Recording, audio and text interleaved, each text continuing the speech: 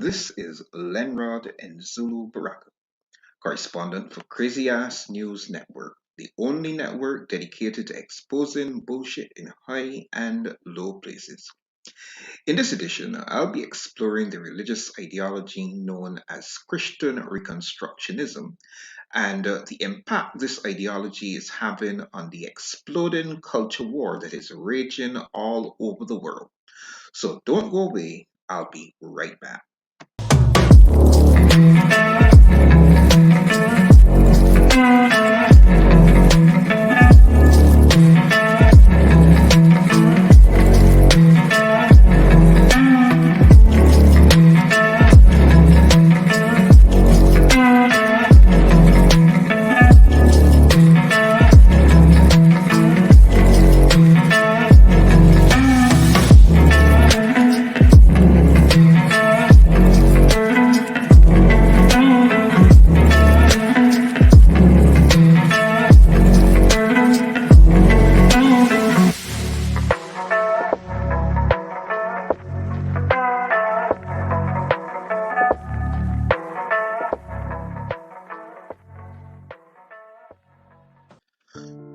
I'll begin with a quick overview of our topic.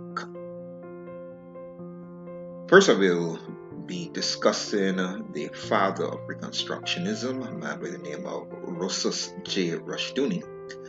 Then I will tell you what Reconstructionism is all about. We look at how it promotes the rule of God and the rule of divine law over the state, two concepts that are known as theocracy and theonomy. We will look at the impact Reconstructionism is having on the ongoing culture war. We'll talk about why Reconstructionists wage war on the Enlightenment, on reason, and on democracy. And then we'll round out the discussion by looking at the drive to create Christian nations around the world. Rosus J. Rushdoony has been credited with being the father of the Christian school of thought known as Reconstructionism. Now, we may not have heard his name, but most of us have been confronted with ideas that are rooted in his seminal work, The Institutes of Biblical Law.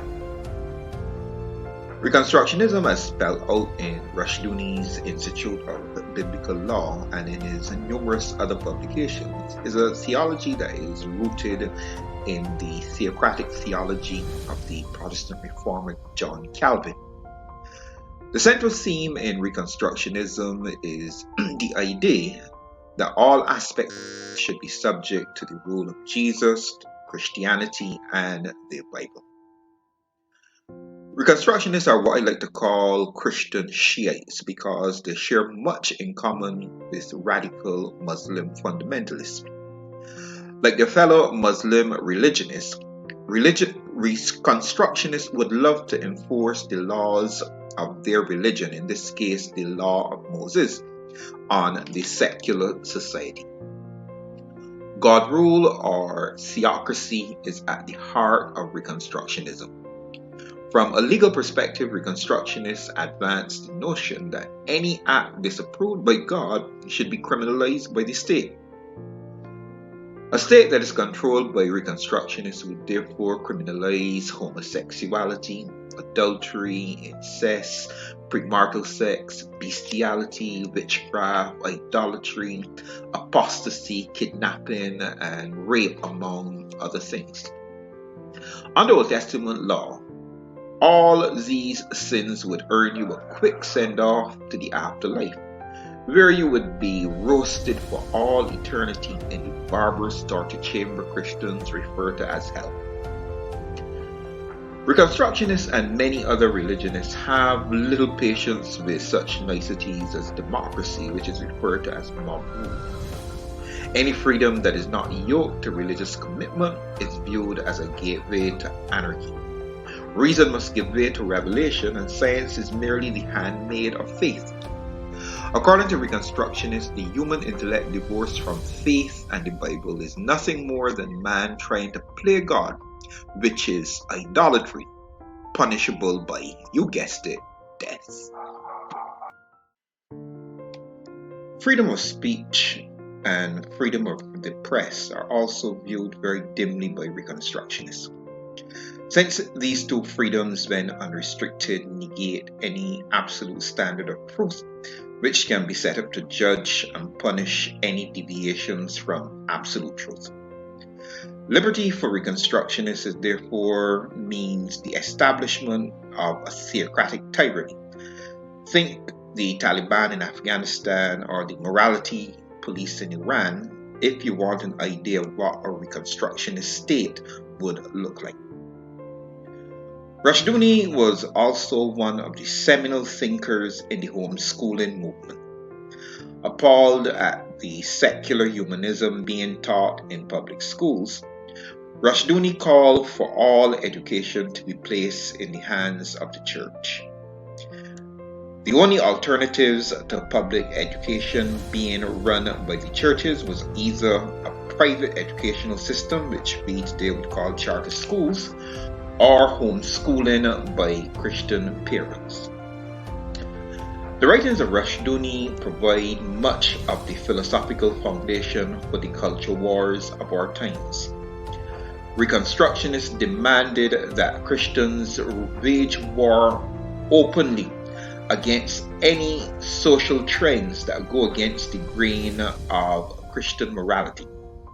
Issues like abortion, civil and gay rights, the reinstitution of prayer in the schools, the display of religious monuments in government spaces, pornography, stem cell research, racial integration, and a number of other hot potatoes brought Christians and non-Christians onto the battlefield and occasionally even onto the killing field. Futurist Alvin Toffler, in his best-selling book Power Shift, points out that religious revivalism is bringing to the surface religious extremists who are committed to theocratic control of mind and behavior. According to Toffler, the great black hole in the emerging world order is the rise to prominence of religious movements that combine the deadly mix of universalism and totalitarianism. Toffler points out that these movements are incompatible with any possible definition of democracy that we can imagine. Whether we're talking about radical Muslim fundamentalists with their Sharia law, Reconstructionists with their Mosaic law, or Dominionists and other evangelical fundamentalists with their theocratic notions of Christ's rule over the secular society, the end result will be the same. The triumph of fundamentalist religion in any part of the world will signal the extinguishing of the torch of freedom ignited over the centuries by much blood, sweat, and tears. The jackboot of religious fascists are on the move globally, trampling freedom wherever it is encountered in pursuit of their dream of creating the city of God in the society of man. I am Lenrod Nzulu Baraka, correspondent for Crazy Ass News Network, where our motto is every day is the same old shit, just new assholes.